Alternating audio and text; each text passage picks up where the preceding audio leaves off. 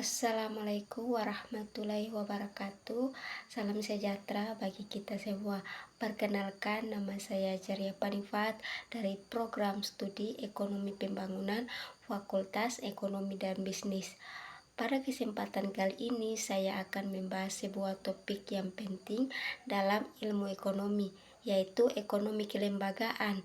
Dalam topik ini akan membahas bagaimana aturan, norma, dan lembaga yang mempengaruhi perilaku ekonomi masyarakat.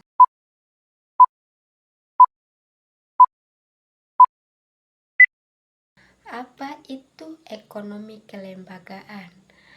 Ekonomi kelembagaan adalah ilmu ekonomi yang memandang bahwa kegiatan ekonomi tidak bisa dilepaskan dari peran aturan main. Mainnya terbagi menjadi dua, yaitu yang pertama aturan formal atau tertulis dan resmi adalah aturan yang dibuat oleh lembaga resmi, negara atau pemerintah dan sifatnya mengikat secara hukum.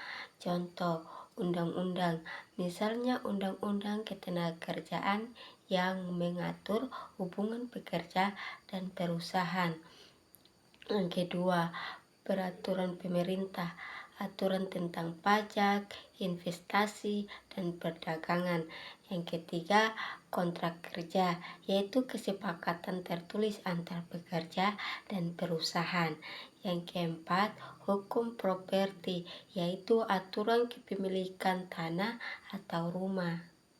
Dua, aturan informal atau tidak tertulis berbasis norma dan budaya adalah aturan ini muncul dari kebiasaan, nilai sosial, dan norma budaya yang hidup dalam masyarakat.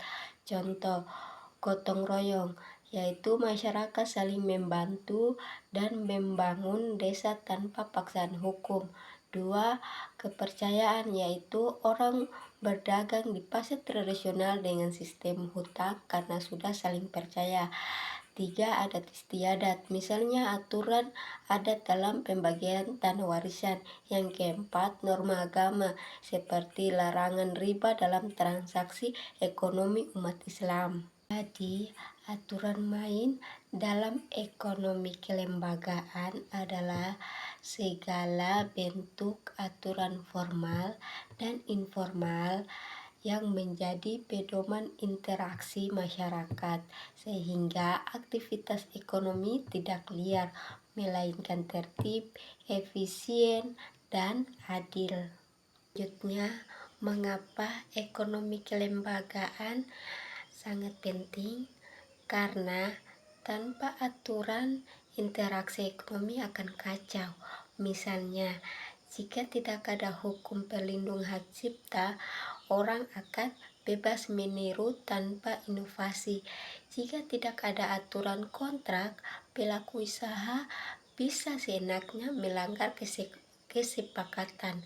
Ekonomi kelembagaan membantu memastikan adanya kepastian hukum, kepercayaan, dan stabilitas.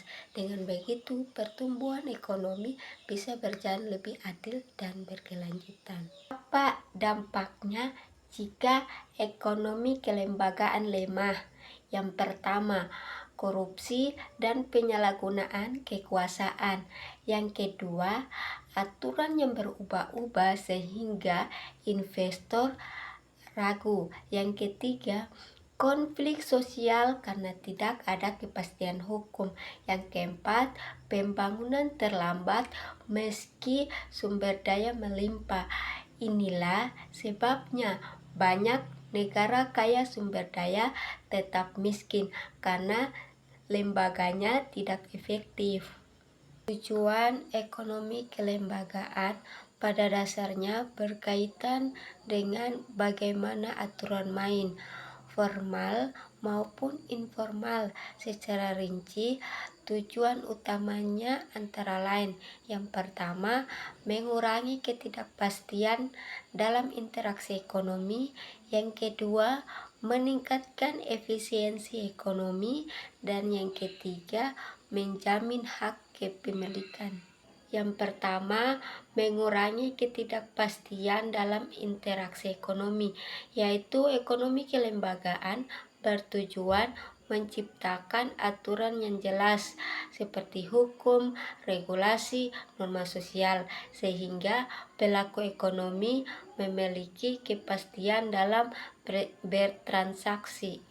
2. Meningkatkan efisiensi ekonomi, yaitu dengan adanya kelembagaan yang baik, biaya transaksi bisa ditekan sehingga kegiatan ekonomi lebih produktif. Yang ketiga, menjamin hak kepemilikan, yaitu salah satu tujuan penting adalah melindungi hak kepemilikan individu maupun kolektif, sehingga orang mau berinvestasi dan berinovasi. Disimpulkan bahwa ekonomi kelembagaan menekankan bahwa keberhasilan pembangunan dan kesejahteraan masyarakat tidak hanya tergantung pada modal, tenaga kerja, maupun teknologi, tetapi sangat ditentukan oleh kualitas aturan main yang berlaku,